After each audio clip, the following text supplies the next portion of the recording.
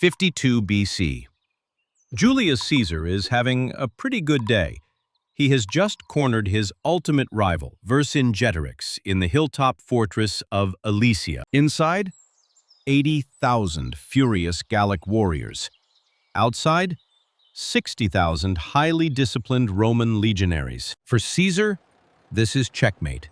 He just needs to sit back, relax, and let starvation do the hard work. But Vercingetorix is not the type to quietly starve in a box. Before the Romans can fully build their walls, he smuggles his cavalry out in the dead of night. Their mission?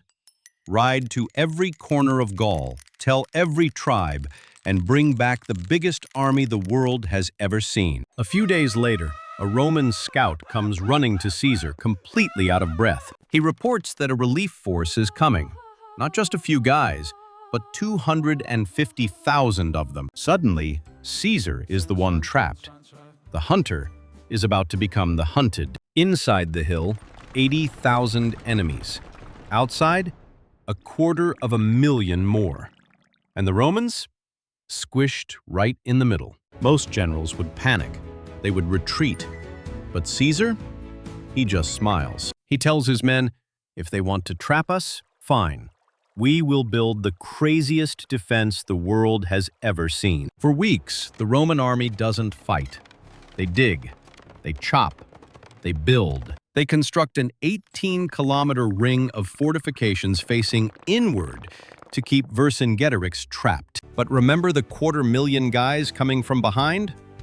Don't worry, Caesar has a plan for them too. To keep Vercingetorix trapped, Caesar's men construct a massive inward-facing wall called a circumvallation. This wall is 18 kilometers long. But they don't just build a wall. First, they dig trenches. 2 massive trenches, actually, each 6 meters wide.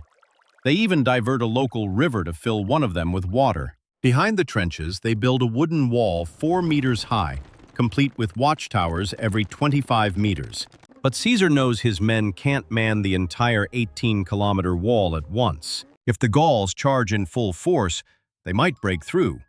So, Caesar decides to get creative. He turns the ground in front of the wall into an absolute nightmare of booby traps. First, the chippy. 5 rows of thick branches with sharpened ends, woven together so tightly you can't walk through them. Next, the lilies. 8 rows of hidden pits, each containing a thick wooden stake tipped with sharp iron. They cover these pits with brush and twigs. If you step on one, well, it's not a fun time. Finally, the tombstones.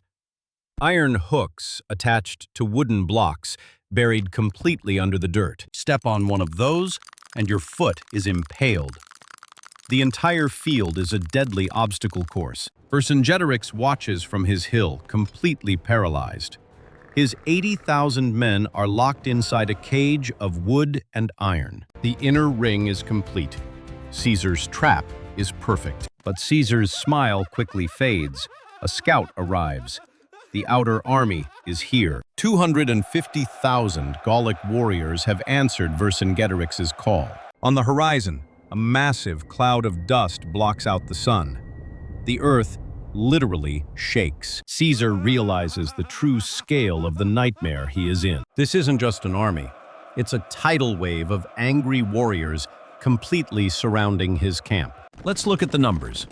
60,000 Romans versus 330,000 Gauls. Inside the fortress, Vercingetorix and his men celebrate. Deliverance has arrived. The Roman legionaries, usually fearless, are suddenly terrified. They are completely outnumbered. They are sandwiched between the impenetrable hilltop fortress and the largest army Gaul has ever produced. The relief force surrounds the Romans entirely, cutting off their supply lines and escape routes. For the first time in his life, Caesar is trapped in a siege of his own making. His officers politely suggest the unthinkable: a tactical retreat before the trap closes entirely. But Julius Caesar does not retreat. He does not surrender. Instead, his brilliant, slightly crazy mind comes up with another idea. If one wall kept the inner enemy in, Why not build another wall to keep the outer enemy out? That's right. He decides to build a second, even bigger wall, locking himself inside. To stop the massive relief army, Caesar orders a second outward-facing wall, the contravallation. This one is even bigger, 21 kilometers long. The Romans duplicate all their traps, trenches, and towers, pointing them outward, working around the clock. The result is a giant wooden donut.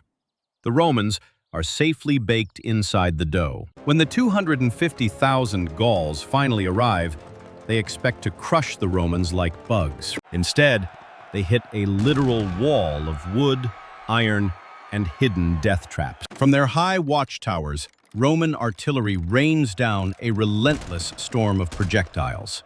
The relief force is massive, but they can't break through the Roman engineering. So, the battlefield turns into a bizarre, three-way waiting game. Time is ticking. Food inside the Roman camp is running dangerously low. But inside Alesia, there is absolutely nothing left. Starvation sets in. Desperate, Vercingetorix makes a heartbreaking decision to save his warriors. He forces all the women, children, and elderly out of the fortress, hoping the Romans will let them leave. But Caesar is a cold calculator. He refuses to open the gates. He lets them starve in the middle. Caught in no man's land between their own men and the Romans, the civilians slowly perish. The tragedy in no man's land casts a dark shadow. But the harsh reality of ancient warfare is that neither side can afford mercy. In fact, the Romans aren't doing much better. Encircled by 250,000 angry Gauls, their own food supplies are dwindling fast. Caesar walks the lines, reminding his hungry legionaries of one simple fact.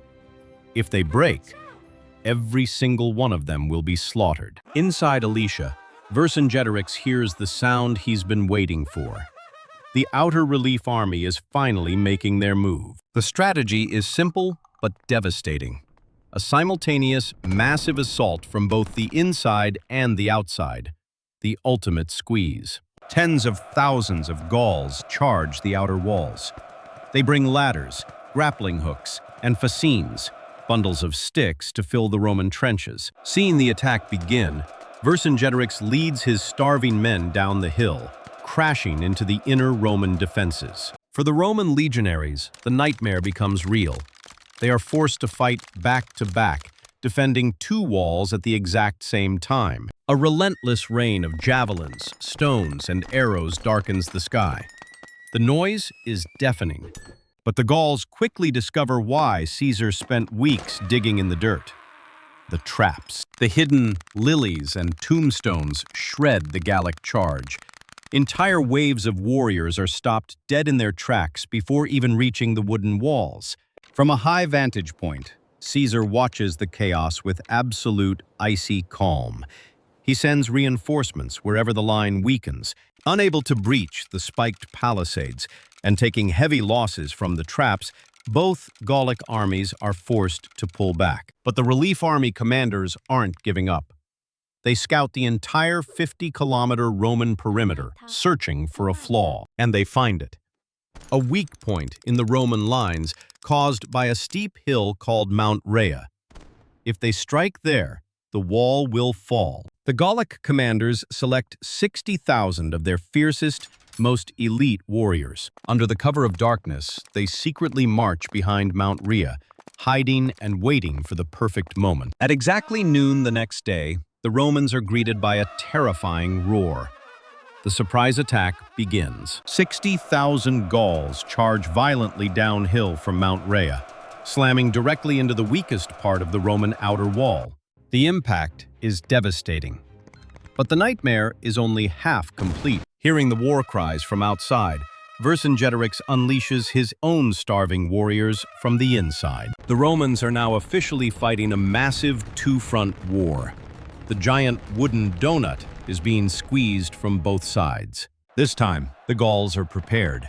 They throw dirt, woven branches, and wooden boards over the Roman spike traps, rendering them useless. They hurl long iron grappling hooks onto the wooden palisades, ripping the Roman walls apart with sheer brute force. The Roman legionaries are stretched to their absolute limits.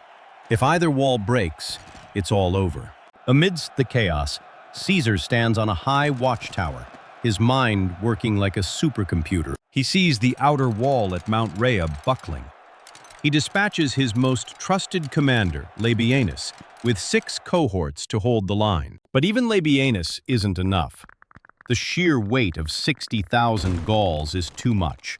The Roman line is shattering. Exhausted, battered, and out of reserves, the Roman defense is seconds away from complete collapse. Caesar realizes that giving orders from a tower is no longer enough. It's time to show the Gauls why he is Julius Caesar. Wearing his signature red cloak so his men can easily spot him, Caesar charges directly into the bloodiest part of the battle. Seeing their commander risking his own life on the front line, the exhausted Roman legionaries go completely berserk. They stop retreating and start pushing back with terrifying discipline. The line at Mount Rhea holds. Vercingetorix pushes harder from the inside, desperate to break out. But Caesar has one last lethal card to play. Earlier in the battle, Caesar had secretly sent his elite German cavalry out of the camp. While the Gauls are completely focused on breaking the wall, they hear a terrifying sound coming from behind them. Caesar's German cavalry smashes into the rear of the Gallic relief army. Caught between the Roman walls and the charging cavalry, panic rips through the Gallic ranks like wildfire. The massive relief army breaks. Hundreds of thousands of men turn and flee into the surrounding forests, slaughtered as they run. From his hilltop fortress, Vercingetorix watches his only hope evaporate. The rebellion is over. Caesar has done the impossible. He has survived the ultimate trap by building an even crazier one. 39 kilometers of trenches, walls, towers, and traps, built by 60,000 men in just a few weeks. It remains one of the greatest feats of military engineering in history. The next day, the gates of Alesia open. Vercingetorix rides out alone to face his conqueror. In silence, the Gallic king throws his weapons at Julius Caesar's feet. Gaul is conquered. Rome is triumphant. And that is how you survive being trapped by 330,000 enemies. By building history's most insane defense.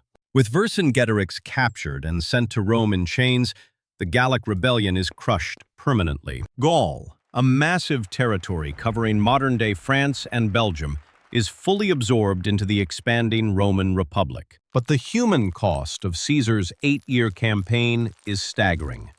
Over 1 million Gauls are killed, and another million are sold into slavery. For Caesar, however, the campaign is a massive success.